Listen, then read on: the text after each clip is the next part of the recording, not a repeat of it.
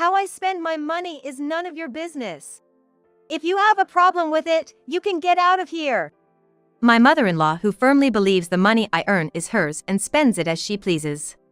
And my husband, who simply turns a blind eye and never even bothers to admonish her. Every day I lose a little more patience with the two of them. How long must I continue to live this way? Honestly, I've been at my breaking point. Fine. I'll do as you say.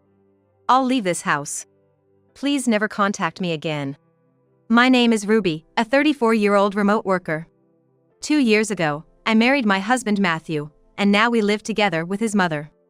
Matthew was raised in a single-parent household, apparently had a hard time growing up, and told me he had endured countless hardships. I want to make things easier for my mom, Matthew would often say during our courtship, and I fell for Matthew because of his gentle side. Being an only child myself, perhaps because I was the sole recipient of my parents' love, I had feelings of gratitude towards them and wanted to repay them in some way. Maybe that's why Matthew and I were able to sympathize with each other on that point. Afterward, we, who had been co-workers at the same company, decided to get married after a few years of dating. We talked about various things for the future after getting married, like where we would live, or saving money to buy a house, but our workplaces were far from both of our parents' homes, and we didn't even imagine living together at the time. Also, the first time I met my mother-in-law was during our marriage proposal, and her impression was far from the kind mother Matthew always talked about. To be honest, I felt she was someone I should absolutely avoid. So, you're Ruby, Matthew's fiancé? You're not what I imagined. I'm disappointed. I thought you were a cute, petite woman with a lovely smile. Huh? That's what my mother-in-law blurted out, barely paying attention to the greetings. Sure, at 5 feet 6 inches, I'm a bit tall for a woman, and my appearance is more stylish than pretty. Apparently, I wasn't what my mother-in-law had in her mind. Still, I never imagined being critiqued on my appearance at a first meeting. Naturally, as this was our first meeting, I couldn't respond with a joke. I simply laughed it off and pretended it didn't bother me. With the cold atmosphere that ensued, I thought Matthew would come to my rescue, but instead, he just listened to his mother's story and happily chuckled. Is it okay to marry this guy? That was the first question I had. But from what I heard, my mother-in-law had never been sick and seemed to be in good health. Her hobbies included traveling and shopping, and she had a lot of good friends in the area she was accustomed to. Also, she seemed to be actively engaging with the neighbors, so even if I had married Matthew, I believed she wasn't the type to frequently impose on our home. On the way back from our first meeting with her, I casually spoke to Matthew. Your mom is really lively, isn't she? She's never been sick, she must be very conscientious. It looks like she has lots of friends around the neighborhood, so I guess we don't have to worry about living together. Well, yeah. For now, she seems fine and I think she's okay. I have been thinking that at some point, I'll have to take care of her, but that's a future concern. Taking his words to heart, I stopped talking about my mother-in-law any further. To be honest, it was probably more of a relief. Regardless of what kind of person my mother-in-law might be, as long as my relationship with Matthew is good, there's no problem. If the issue of living together comes up decades from now, I'll deal with it then. That's how I decided to think. Shortly after, we got married. We had talked about having a grand wedding, but due to our busy work schedules, we had to postpone it. If anything, Matthew was looking forward to the wedding more than I was. He was like, "It's a once-in-a-lifetime wedding, so I want to invite everyone, coworkers, friends, relatives, and have a big celebration, and I'm sure Mom would be thrilled, too." He was saying things like that. I wasn't as keen, so I was actually grateful that work was so busy. However, around this time, I felt a growing gap between Matthew and me, as if a distance was forming in our hearts. We had different roles at work and somehow I ended up in a higher position than him, which I guess he wasn't very happy about it. I heard a rumor that you got promoted to section manager, is that true?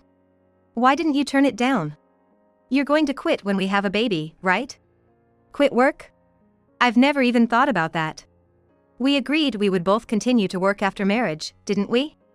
I understood that it was pure jealousy towards me, but I stayed silent, thinking that saying anything more would just hurt Matthew's pride. It was the only way to keep the peace. Our relationship remained awkward after that, and then Matthew said something utterly incomprehensible. I've thought about it, and I want you to stay home and take care of the household. So quit your job and make things easier for me to work. Somehow, I had a hunch he might say something like that, and it was spot on. According to a good colleague, Matthew was apparently upset about my promotion and had been complaining quite a bit at work. He had been saying that I don't do any housework, that I laze around at home, that he does all the cleaning and laundry, even prepares all the meals. No, that's not true at all. Matthew has always left all the cleaning and laundry to me. He hasn't even pressed a button on the washing machine. While I thought this to myself, I couldn't tell anyone, and before I knew it, I was seen as a wife who had abandoned housework. Naturally, I wasn't happy about the bad rumors, so I confronted him directly. Can you stop spreading weird rumors about me? That I don't do any housework. That's absolutely not true. I'm the one doing everything, right? I even prepare your lunches every day. I raised my voice, which was unusual, and he seemed surprised at first, but then he immediately retaliated. See? You never try to support me. That's why you can't handle anything. It's impossible to balance work and household chores, so just quit your job. I was too shocked to retort. What's going on in his head? I had more to say, but I decided to hold it in that day. But even after that, Matthew kept insisting I should quit my job. If you say you won't quit your job, then we can divorce. I talked to Mom, and she said you should quit your job and take care of the household perfectly, too. Matthew, unsatisfied with just gossiping about me at work, had taken to blabbing to his mother about every little thing. It was ridiculous. Yet, despite it all, I stubbornly continued working. I couldn't bear the thought of our marital relationship falling apart. After a lot of thought, I finally decided to quit my job. However, in return, I made it clear that I wanted to work from home. He didn't object. Huh? Working from home? Isn't that what people do to earn chump change? Well, if you're satisfied with that, I'll allow it. But I've got some conditions too. My husband grinned ominously. I was on edge, wondering what he would say next. What do you mean, conditions? I'm quitting my job, isn't that enough? What more do you want from me? How did my husband, Matthew, become so obnoxious? I can't even pinpoint when his personality took such a terrible turn. He started to resemble his mother so much, it's become a hassle just to talk to him. Well, my mom is moving in with us next month. Her lease is up at the end of this month. So, she'll be living with us. Hope you don't mind. What? Is he serious? This can't be happening. However, everything seemed to have been planned out so meticulously that there was hardly any time for me to say wait a minute. The very next day, my mother-in-law called me. And she was like, Ruby, I guess you've heard the news. I'll be moving out of my place at the end of this month. It's all quite sudden, but I'm counting on your support. She sounded so pleased with herself. Matthew, too, seemed thrilled as he overheard our conversation. In essence, his plan was to have me quit my job and take care of the two of them. I saw through his scheme right away. His mother said she would move in at the end of the month, but sure enough, she vacated her apartment within a week and moved into our house. She didn't lift a finger to help with the housework and instead complained constantly.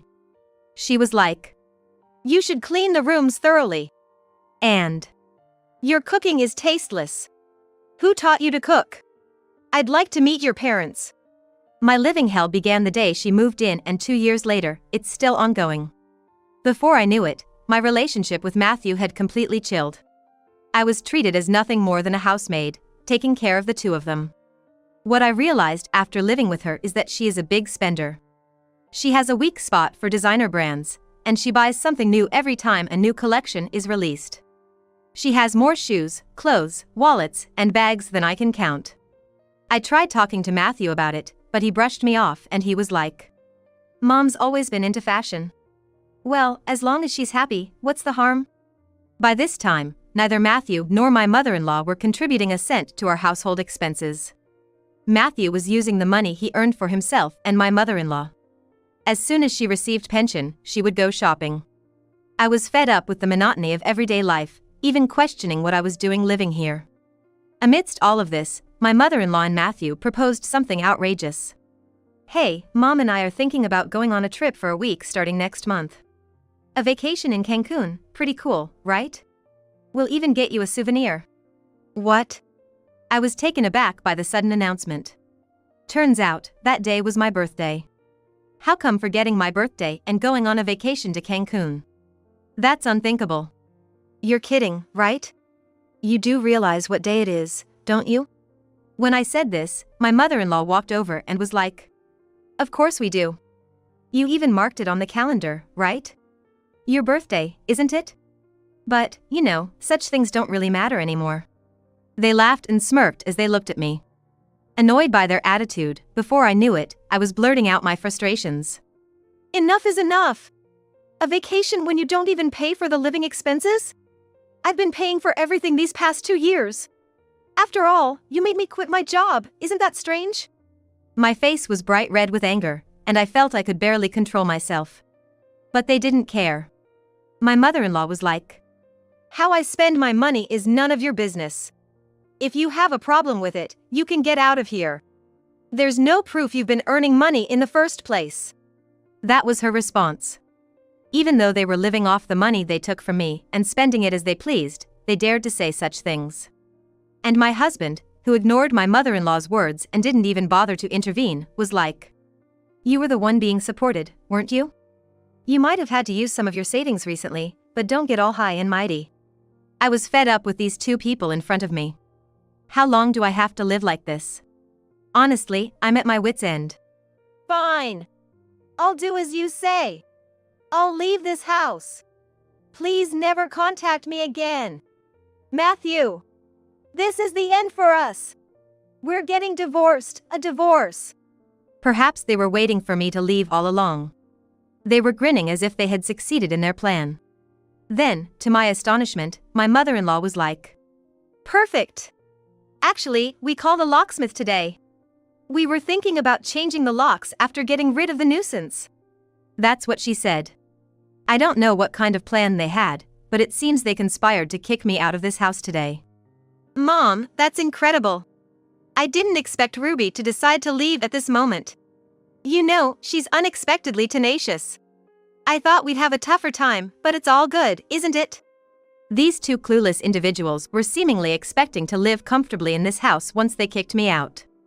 As if it would go so smoothly.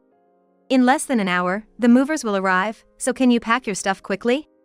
I'll dispose of the larger items as bulky waste, so please only take what you need." Oh, sure. Okay.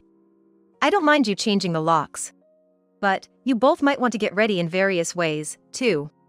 I told them something ominous. Of course, they didn't seem to understand, and after that, I quickly left the house. After leaving, I had mountains of things to do. Honestly, I was so irritated that I was furious, but I was thinking of a way to calmly and carefully send these two to hell. Having made the rounds to various services, I decided to enjoy living in a hotel until I found a new place. I've hardly been able to afford luxuries before, so I decided to spend a few weeks in a luxury hotel suite. Feeling like a celebrity, I was excited about what was to come. And then, a few weeks later, I finally got a call. From the two of them, their voices sound completely desperate. "Hello? Hey. Oh, that's me, Matthew." "Oh, hey. What's up? Have you by any chance received a bunch of something?"